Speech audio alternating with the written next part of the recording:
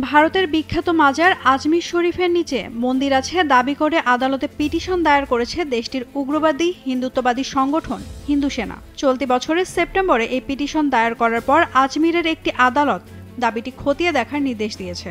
এমনকি বারাণসী, মথুরা ও ধরর ভোজশালা সহ সারা দেশের বড় বড় মাজারগুলোর ক্ষেত্রেও একই দাবি তুলেছে হিন্দু সেনা।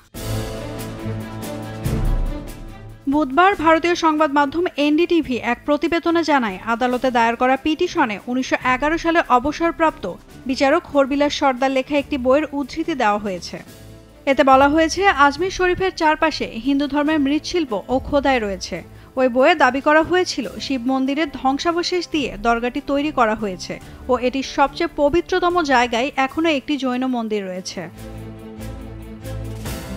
পিটিশন দায়ের করা ব্যক্তিরা দাবি করেছে, সুফি সাধক মঈনুদ্দিন চিশতির দরগা, যা আজমির শরীফ হিসেবে পরিচিত, সেখানে একটি শিব মন্দির রয়েছে। তারা আজমির শরীফে আবারও পূজা করার অনুমতি প্রদানের দাবি জানিয়েছেন।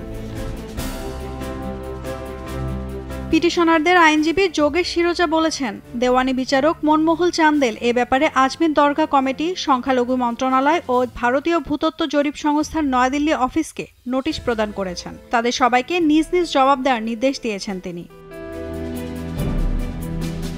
আজমির শরীফ নিয়ে পিটিশন দায়ের করা উগ্রপন্থী শিবসেনার প্রধান নেতা বিষ্ণুগুপ্ত বলেছেন, আমাদের দাবি হলো আজমির শরীফকে সংকট মোচন মহাদেব মন্দির হিসেবে ঘোষণা করতে হবে।